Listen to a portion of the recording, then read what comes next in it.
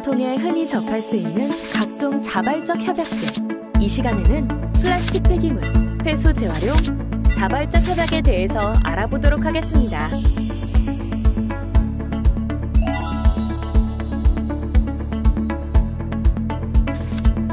자발적 협약 제도는 폐기물 부담금 대상 품목 중 재활용 기술이 발달하면서 재활용이 가능해진 품목의 국가 재활용 여건 개선과 자원 순환 촉진을 유도하기 위한 제도입니다.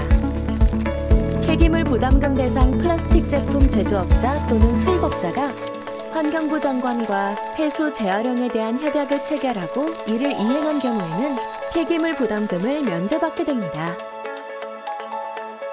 자발적 협약은 1년 단위로 체결하는 것이기 때문에 협약 품목도 매년 변경됩니다. 2008년 8개 품목으로 시작하여 2020년 현재는 16개 품목이 대하여 협약을 체결 이행 중인데요. 2020년도 협약 품목은 다음과 같습니다. 그러면 자발적 협약은 어떻게 운영될까요?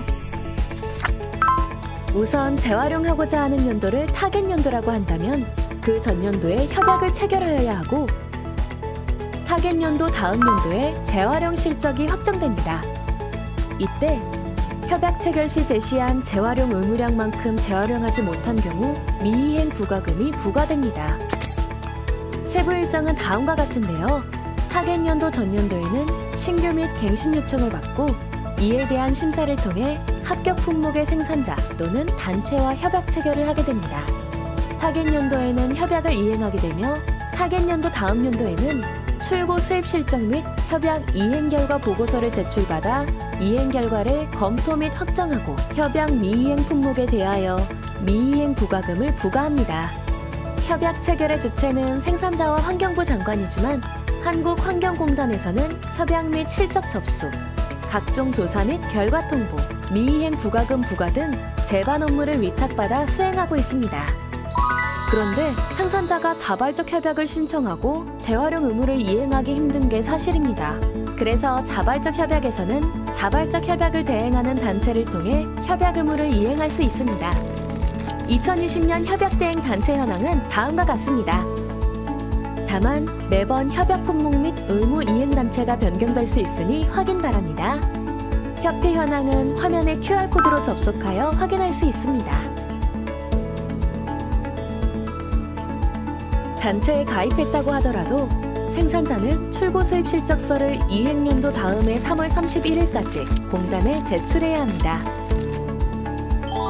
출고 수입 실적서는 폐기물 부담금 시스템에 입력하여 제출합니다.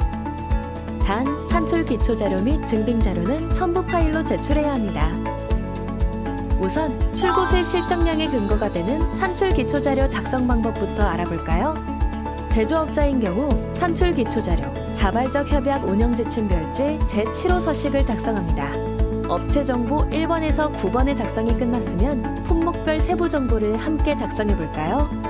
우선 제품 한 단위당 정보를 작성합니다. 예를 들어 생활용품 중 밀폐용기 ABC 200ml 개당 무게가 200g인데 생산 시 신재 원료가 150g, 재활용 원료가 30g, 색소 등 첨가제 20g이라면 다음과 같이 작성합니다. 다음은 출고 개수 정보를 작성합니다. 업체에서 출고된 것 중에도 자발적 협약 대상과 비대상이 있으므로 구분하여 기재합니다. ABC 200ml를 연간 200개를 생산했고 전년도 재고가 100개 있습니다. 이 중에서 우리 회사 브랜드로 출고된 것이 100개, 수출한 것이 50개, 타 회사 브랜드로 출고, 즉 OEM이 110개인 경우 다음과 같이 작성합니다. 즉 제조 또는 재고량을 출고된 양 17번, 22번과 출고되지 못한 양 26번으로 구분하고 출고되었지만 자발적 협약의 대상이 되는 출고량 17번과 비대상이 되는 출고량 22번으로 구분 작성하는 것입니다.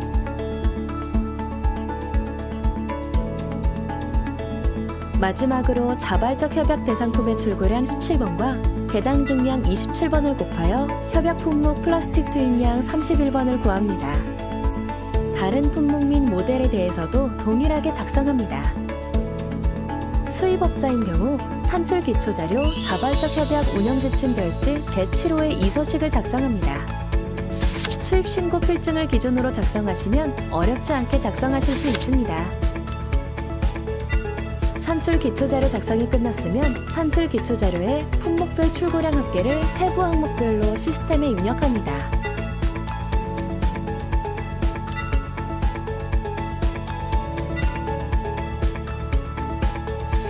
폐기물 부담금 출고 수입 실적서를 작성해본 생산자라면 양식이 왠지 비슷한 것 같은데요. 이 둘의 가장 큰 차이는 폐기물 부담금이 플라스틱 제품을 이루고 있는 신재 원료에 대해서만 부과한다면 자발적 협약은 플라스틱 제품 전체 중량에 대하여 재활용 의무를 부여합니다.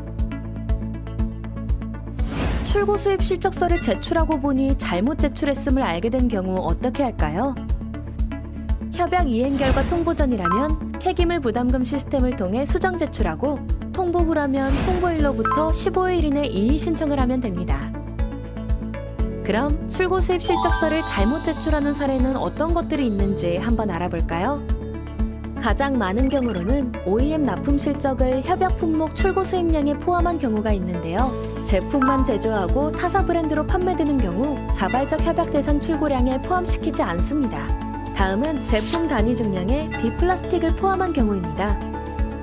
제품 단위 중량 세부 항목 중 30번 비대상 물질 투입량에는 플라스틱은 아니나 플라스틱 제품 제조에 필요한 첨가물 등을 기재하는 곳으로 비플라스틱, 예를 들어 금속, 종이 등을 기재하지 않도록 유의합니다. 마지막으로 폐기물 부담금 대상 출고량과 헷갈려 신재 원료 투입량에 대해서만 제출한 경우입니다. 자발적 협약 대상 출고량은 재활용 원료를 포함한 플라스틱 제품 전체 출고량에 대해서 재활용 의무를 부과한다는 점 착오 없으시길 바랍니다. 최근 자발적 협약 참여를 원하는 재활용 사업자들이 많습니다. 재생원료 판매 수익 이외에 재활용 지원금을 획득할 수 있기 때문인데요. 협약에 참여하기 위해서는 우선 재활용 대상 품목이 자발적 협약 품목이어야 합니다. 재활용하고 있는 제품이 협약 품목이라면 품목별 협약단체에 참여 신청 후 공단으로부터 등록 승인을 받아 자발적 협약에 참여할 수 있습니다. 그 후 재활용 사업자는 계약 품목에 대하여 자발적 협약 운영 지침에서 정한 재활용 방법으로 재활용을 하고 이에 대한 실적을 제출하면 공단에서 최종 인정한 재활용 실적의 범위 내에서 단체는 재활용 사업자에게 재활용 지원금을 지급합니다. 잠깐 자발적 협약 운영 지침에 따른 재활용 방법을 살펴볼까요? 자발적 협약 운영 지침에 따른 재활용을 실시했다면 이를 증빙하기 위해 회수 재활용 관리 대장을 작성하여야 합니다. 협약 품목을 회수한 내역을 1번 란에 작성하고 재활용한 제품을 판매한 양을 2번 란에 기재합니다.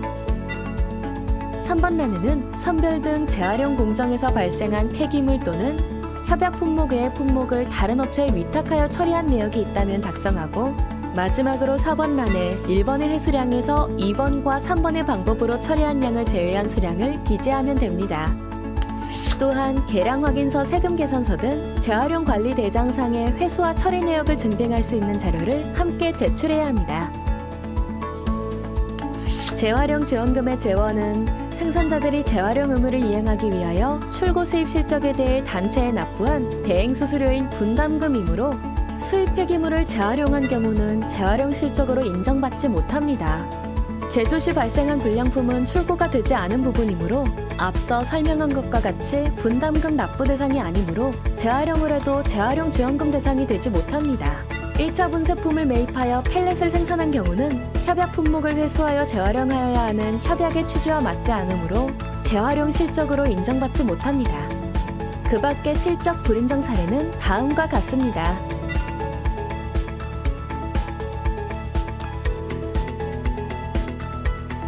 우리가 만드는 새로운 미래, 위기를 기회로, 쓰레기를 자원으로 자발적 협약 제도가 여러분과 함께 만들어갑니다.